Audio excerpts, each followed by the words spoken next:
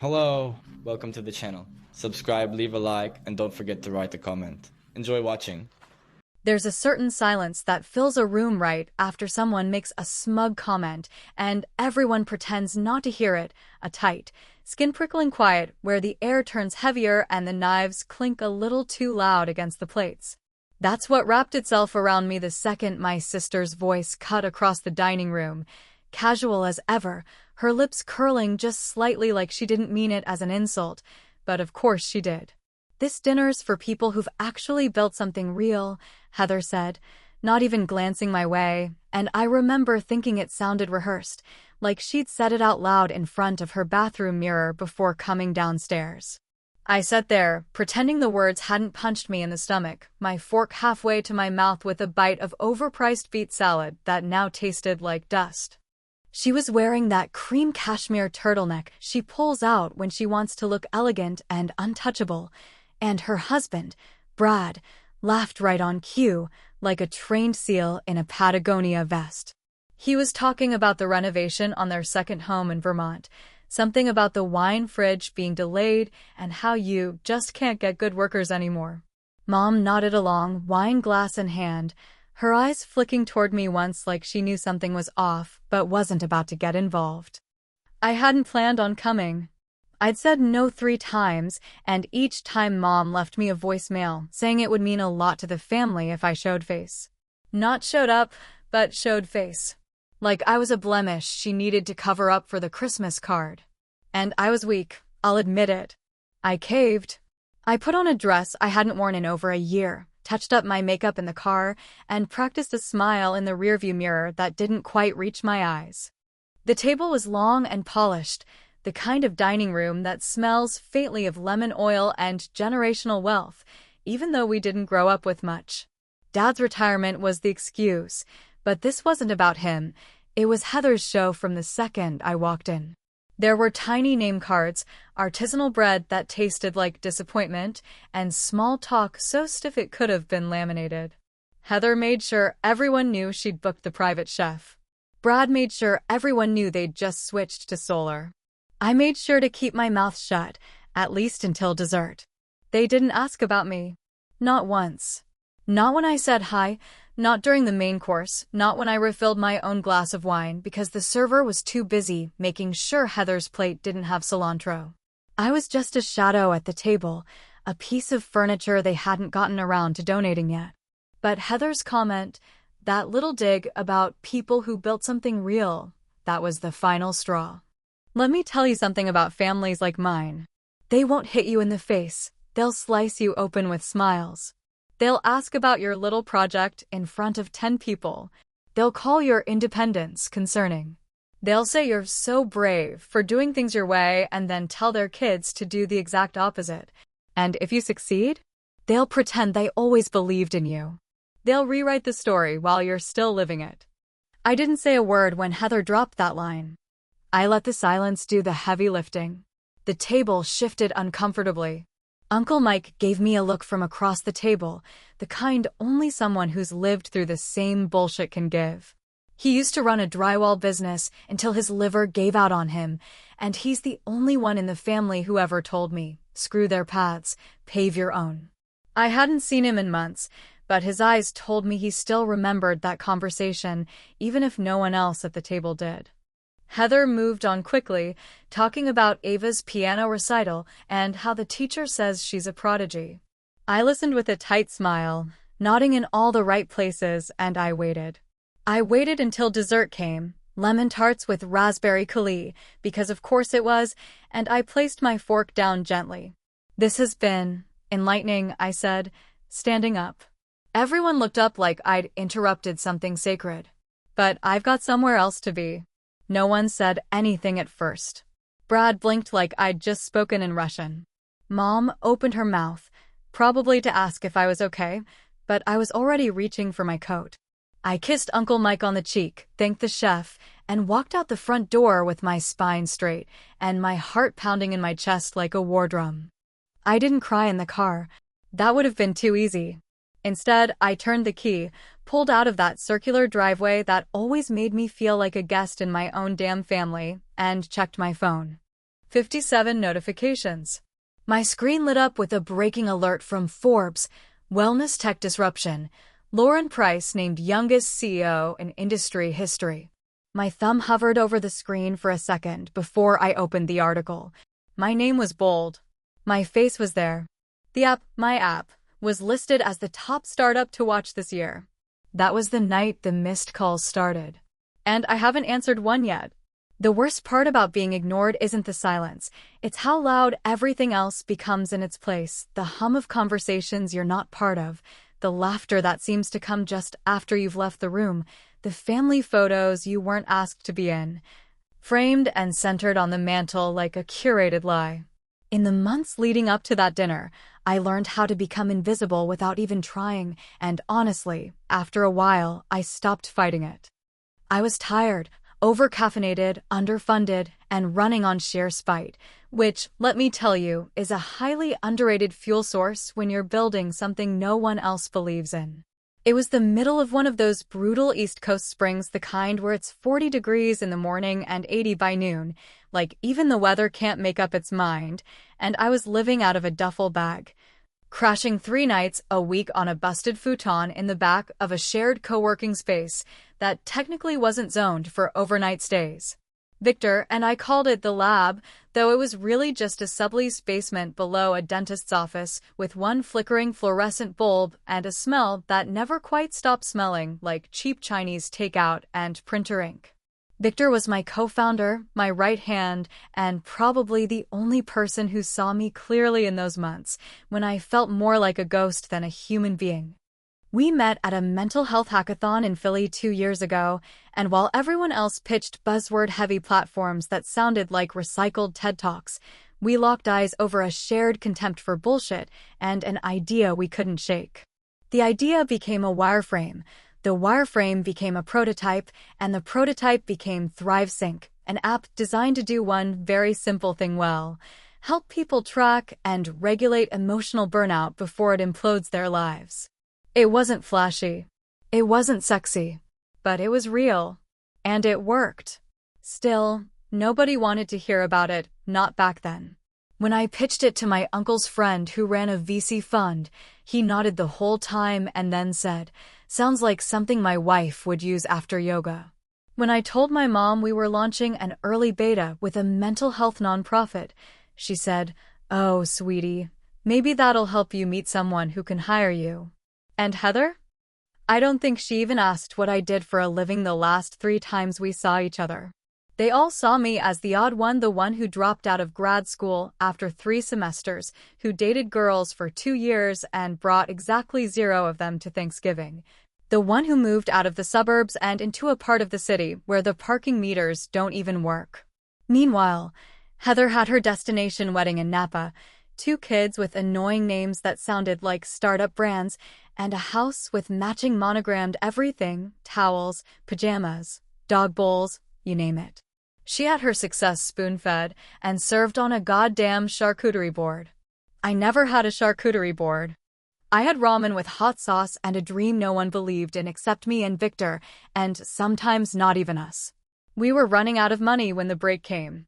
We'd just finished our 3rd pitch of the day, sweating through our thrifted blazers in a midtown skyscraper where the receptionists looked at us like we were interns who'd wandered too far.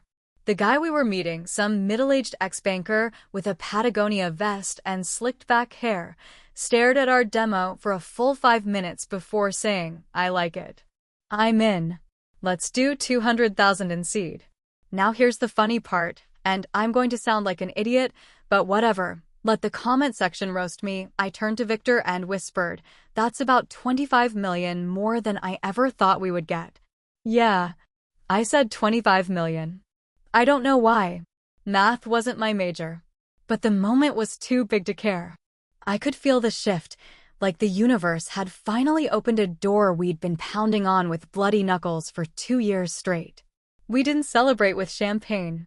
We celebrated with burritos and a 6-pack from a corner store, sitting on the sidewalk like kids who'd just stolen candy. I didn't text my mom. I didn't tell Heather. I didn't even post on LinkedIn, because something inside me said, wait.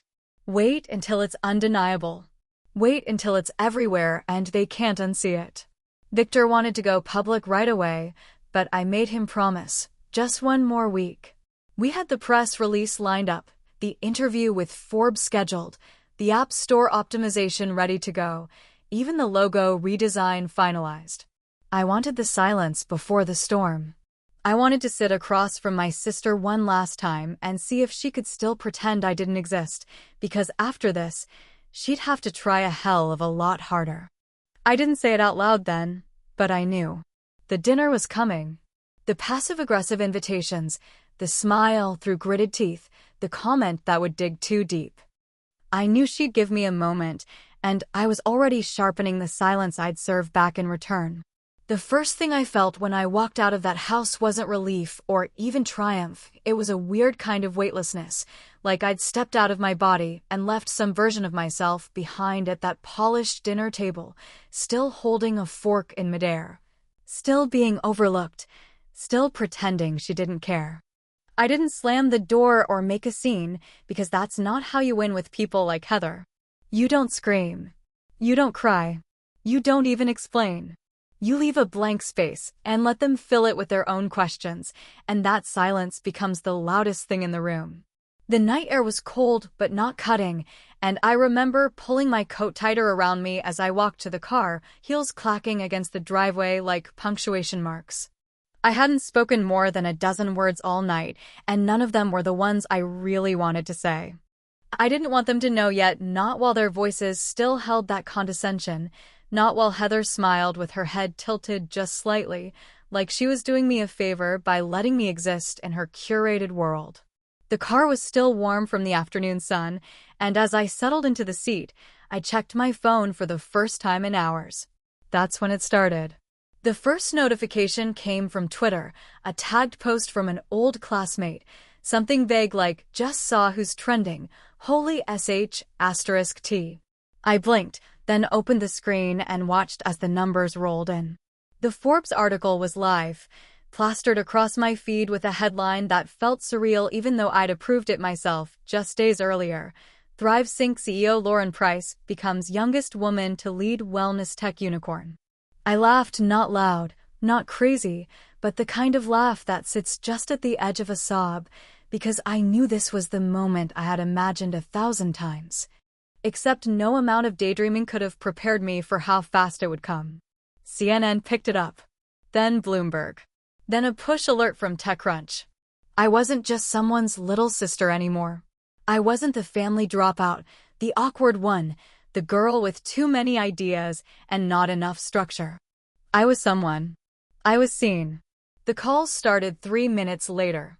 At first, they came from numbers I didn't recognize: New York, San Francisco, Boston, probably reporters or recruiters or tech folks trying to get a jump on something they'd missed.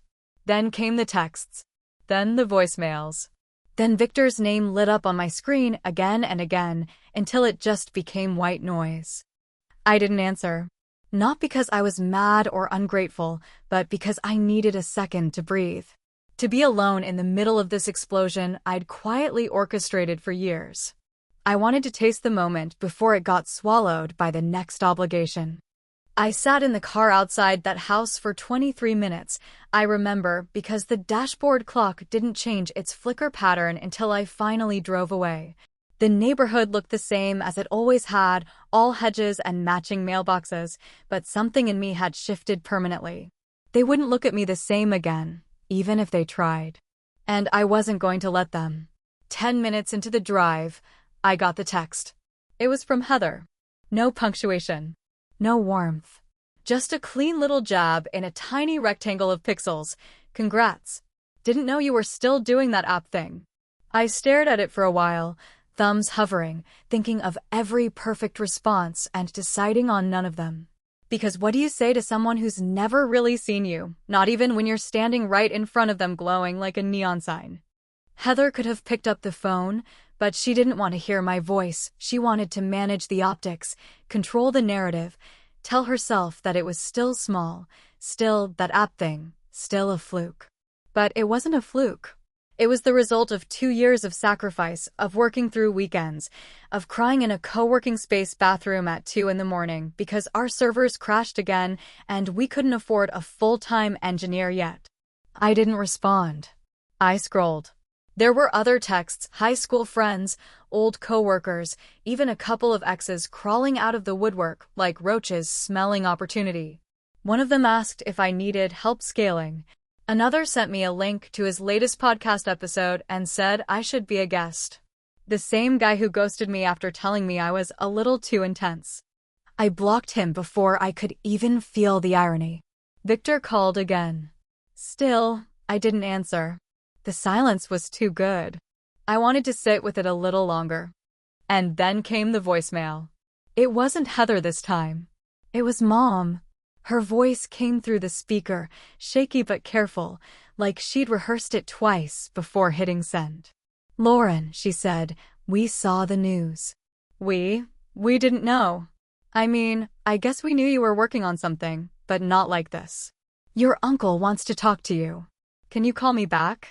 I listened to it twice, then again, like maybe the meaning would change if I heard it enough times. But it didn't. It was still her voice, still filled with that same uncertainty, not pride, not joy, not apology, just confusion. Like she didn't quite know who I was anymore, and maybe for the first time, she realized she never really had. I didn't call her back. When Uncle Mike called, it wasn't some dramatic, teary reunion of emotions or a chorus of apologies from the background, just his low, gravel-throated voice and a faint radio buzz behind him. Probably sports talk or an oldie station because that's all he ever listens to anymore. He didn't waste time with small talk, never did. I saw your face on that business site, he said, like I'd been caught in a crime, and I'll tell you what, you looked just like your old man the day he got the keys to the warehouse. I smiled into the receiver, watching the late afternoon light cut through my window and streak the floor with that dull golden wash that always made things feel a little more cinematic than they actually were. Well, I said, I didn't think you were on TechCrunch's mailing list. He chuckled, but it was short-lived, as most of his laughs were these days. Nah. Heard it from the bar guy at Smitty's. Said, hey Mike, your niece's face is on TV. Some tech deal. You believe that? Smitty's. They don't even have Wi-Fi. That's the thing about Uncle Mike, he always hears what he needs to hear without going looking for it. Somehow he sees through all the smoke people blow at each other. He always had this uncanny ability to spot what was real, which is probably why he's the only one in the family who ever told me to keep going when everyone else was hinting I should settle down, play it safe, and find something respectable. He was the one who handed me $100 and a box of gas station snacks the day I moved to Philly with no job and a half-baked plan. No questions. Just get out of here. Build something weird. You should know, he said after a pause, you don't owe them anything now. Not your time. Not your shine. Let em read about you like the rest of the world. Then, after a beat, he added in that same dry, almost bored tone, but if you wanted to come to your dad's barbecue next weekend, just to watch them squirm, I wouldn't be mad about it. That's all the invitation I needed. It wasn't revenge, exactly. It wasn't even vindication. It was more like a return not just to a house, but to the scene of the crime, the place where I'd been invisible for so long I'd started thinking maybe I really wasn't there. But now I was. Very much so. And I wasn't showing up in secondhand jeans and silence this time. I was bringing the storm with me. I didn't fly in. I drove.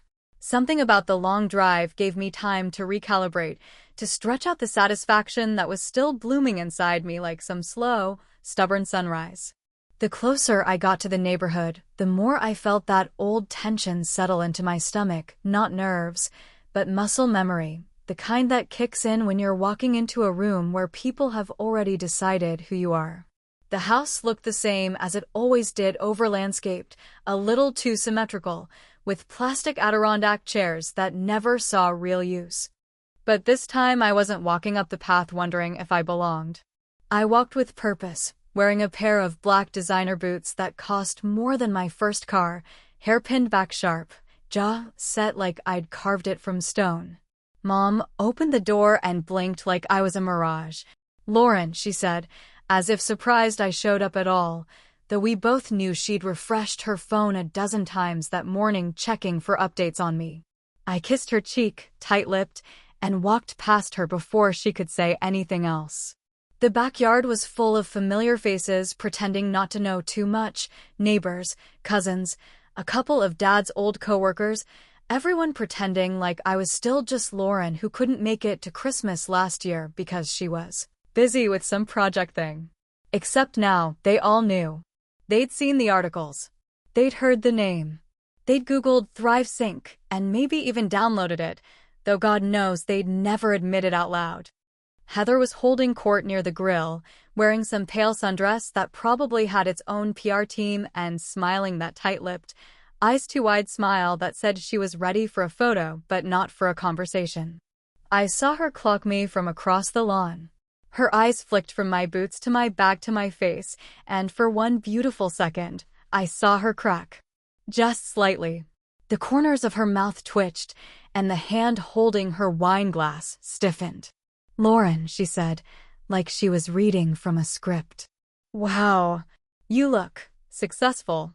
I smiled, wide and bright, and just fake enough to match hers. "I am." She tried to stay composed, but her eyes were scanning me like I was a puzzle with pieces missing. Then, in that way she always did, soft voice, public smile, quiet venom, she leaned in close enough that no one else could hear and whispered, "I always knew you'd do something different. But let's be real, an app's not a legacy. It's just trending." I turned to her slowly, still smiling, letting the silence stretch just enough to sting. "That's the thing, sis," I said, voice low and even, "you're not the user base." She didn't respond. She didn't have anything left to say. And that silence? That was the legacy. By the time the gala came around, I had already rewritten myself so many times I barely recognized the earlier drafts, the girl who whispered through family dinners, the woman who folded her ambitions small enough to fit into a polite conversation, the version of me who waited for validation like it was permission. That girl was gone now, shed like a second skin. This was something else entirely. This was the full arrival, and I made sure the lights were bright enough for everyone to see. The idea for the charity gala wasn't born out of revenge, at least not directly. It started as a genuine move, a fundraiser tied to Thrive Sync's new community partnership initiative, bringing mental wellness programs into underfunded public schools. It was smart, necessary, strategic. But as the details came together, as I looked over the guest list and scoped the venue and reviewed the speech drafts, something in my chest clicked like a seatbelt before a long, winding ride. I decided to invite the family, front row seating, prime visibility, names etched onto thick white cards resting delicately on crisp linen tablecloths, just in case they forgot where they stood. The venue was one of those places that used to be a train station and now hosted luxury events. Vaulted ceilings, polished marble, giant chandeliers shaped like upside-down galaxies. Everyone wore black and gold. Everyone drank champagne and said words like impact and disruption like they tasted better than caviar.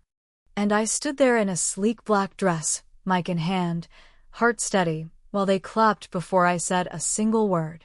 Mom showed up in pearls, looking like she was trying to impress someone who might still be watching her from the past.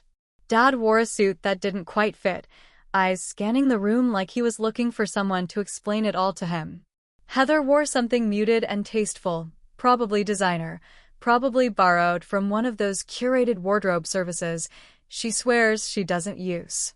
They sat together, like a portrait painted too many times, and I watched their faces from backstage for a full minute before walking into the spotlight. I didn't name names. I didn't need to. That was the brilliance of it. I spoke of resilience, of quiet betrayal, of what it feels like to rebuild yourself alone because no one around you can see past your shadow. I talked about the years people didn't ask what I was building, only whether it would eventually turn into something. I spoke of how silence, when used properly, becomes armor. And the room leaned in not just politely, but fully, like they knew I wasn't just speaking from experience. I was speaking from the battlefield.